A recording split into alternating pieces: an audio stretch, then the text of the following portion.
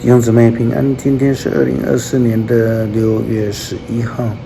今天的经文是诗篇108篇，撒母耳记上卷第8章第1节到22节，启示录第20章第7节到14节。今天要跟大家分享的主题是王。以色列人在被非利士人打败之后，就要求要设立一个王来带领他们。他们认为战争失败的原因是因为他们没有王，而非利士人是因为有王，所以就打赢了胜战。这句话无论是在以前或是在现代，基本上是完全不能成立的。因为比赛总是有输赢嘛，战争总是有胜败，通常都有王、领袖或是将军在带领战争。不过就我们的了解，上帝给世人自由意志的选择，当然上帝也让以色列人有了选择的机会。他们选择不反省，继续的离开上帝的道路，不愿意顺服上帝的仆人撒母耳的领导。也因为撒母耳的2个儿子约珥跟亚比亚都不是上帝忠心的仆人。撒母耳记上卷第8章第1节到22节这么样的记载：撒母耳年老的时候，立他的儿子们做以色列的士师。大儿子叫约珥，小儿子叫亚比亚，都在别是巴做士师。他们不学父亲的榜样，只顾赚钱，收受贿赂，不按公道判案。于是以色列所有的长老都聚集在拉玛去见撒母耳，对他说：你看，你老了，你的儿子又不学你的榜样，所以请替我们立一位王，治理我们，像其他国家一样。撒母耳很不高兴他们要求立王的事情，所以他求告上主。上主说：你顺着人民的意思吧，他们不是厌弃你，而是厌弃我，不要我做他们的王。自从我领他们出埃及以来，他们就离弃我，拜别的神明。现在他们对你所做的，正是他们一向对我所做的。你就顺着他们吧，但是你要严严地警告他们，并向他们说明将来的王会怎样来对待他们。撒母耳把上主对他所说的一一的告诉向他要求立王的人民。他说：你们的王会这样待你们，他要征召你们的儿子去服兵役，有的当战车兵，有的当骑兵，有的做先锋队队员。他将委派一些人当官长，有的带兵1000名，有的带兵50名。你们的儿子要替他们种田，替他收割，替他造武器和战车装备。你们的女儿要为他制香料，做菜，烤饼。他要把你们最好的田地、葡萄园、橄榄园赐给他的臣仆。他要把你们的五谷葡萄的1/10赐给他的宫廷大臣和其他的官员。他要带走你们的仆婢，最好的牲畜和驴，叫他们替他工作。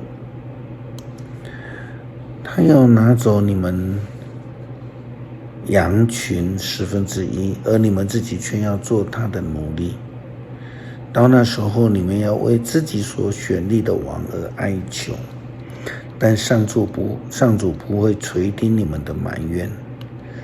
人民不听撒母耳的话，反而回答说：不，我们要王治理我们，这样我们才能够像别国的人民一样，有自主的王朝治理我们，领我们去上战场打仗。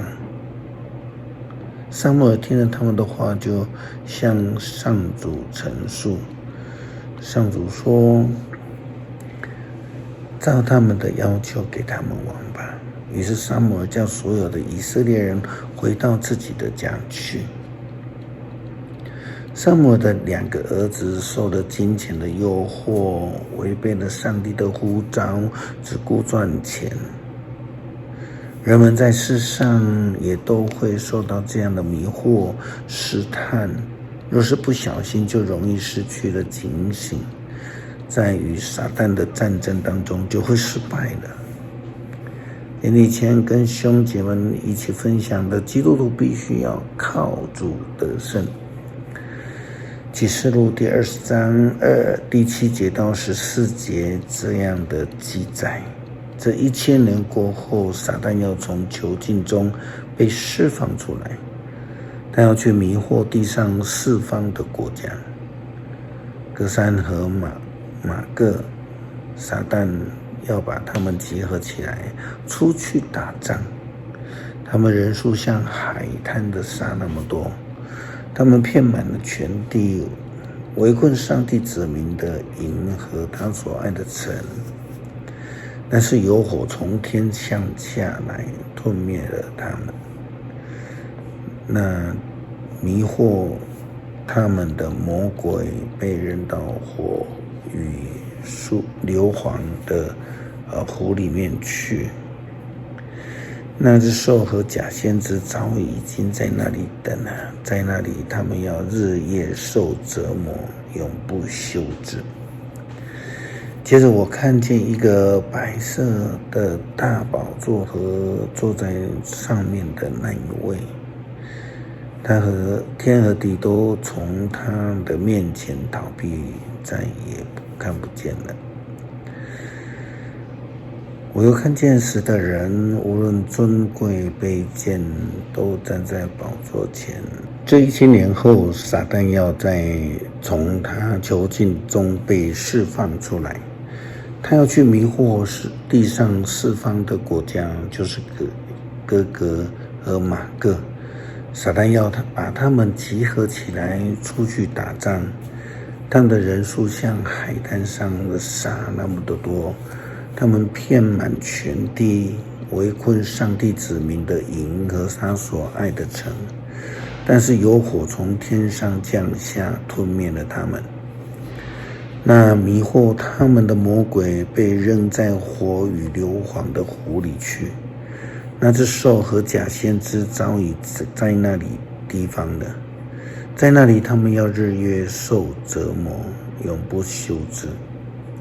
接着我要看见一个白色的大宝座和坐在上面的那位，天和地都从他前面逃避，再也看不到。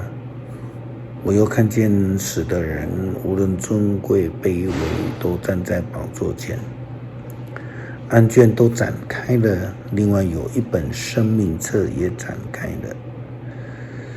死了的人都照他们的行为，根据这些卷中的案卷的记录，接受审判。